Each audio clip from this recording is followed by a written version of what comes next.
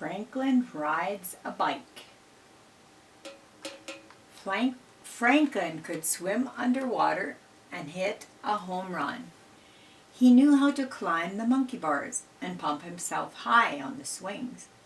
But Franklin had a problem. He couldn't ride his bicycle without training wheels. In the spring, all of Franklin's friends had training wheels on their bikes. Beaver was the brave one. She took her extra wheels off first. She practiced and practiced. Then she went to the park to show off. "Look at me," she shouted. "I can ride my bike all by myself."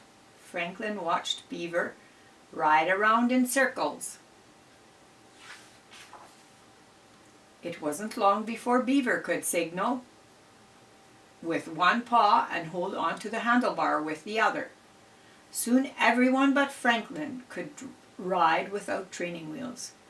"We're going on a picnic," said Bear. "Come on." Franklin was worried that his friends would make fun of his training wheels. "I'm not hungry," Franklin fibbed.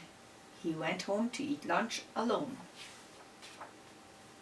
Afterwards, Franklin asked his mother to help take the training wheels off his bike. He wanted to ride all by himself. He sat on his bike and his mother gave him a push. Franklin wibbled and wobbled and teetered and tottered. Then he fell into the flower bed. "I can't do it. I'm never riding this bike again." For the rest of the week, Franklin felt left out. He watched as his friends rode off without him. They were becoming great explorers on their bikes. On Saturday, Franklin's friends zoomed by his house. "That looks like fun," said Franklin's mother.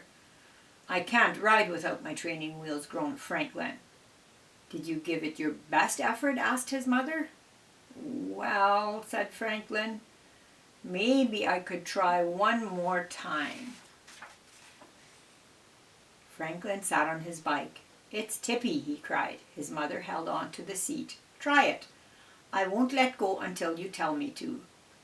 Franklin pedaled while his mother guided the bicycle from behind.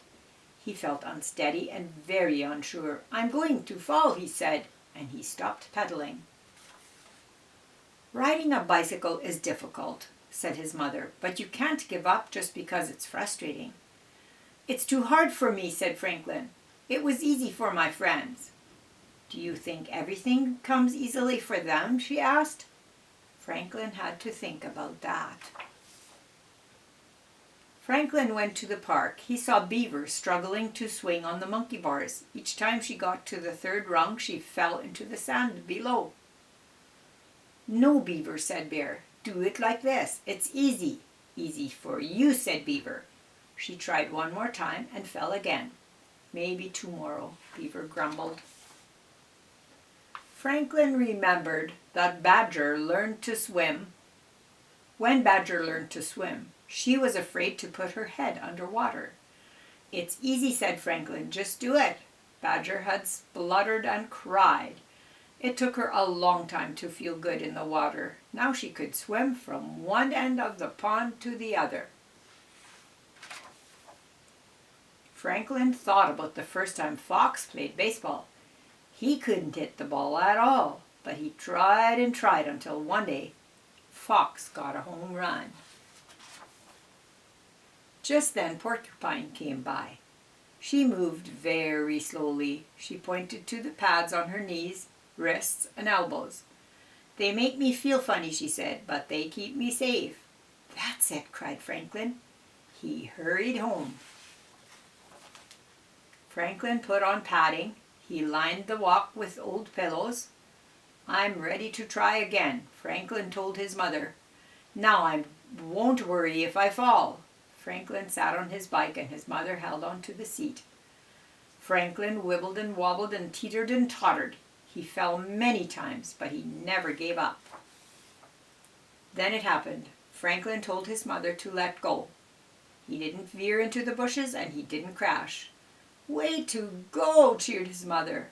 Franklin was thrilled.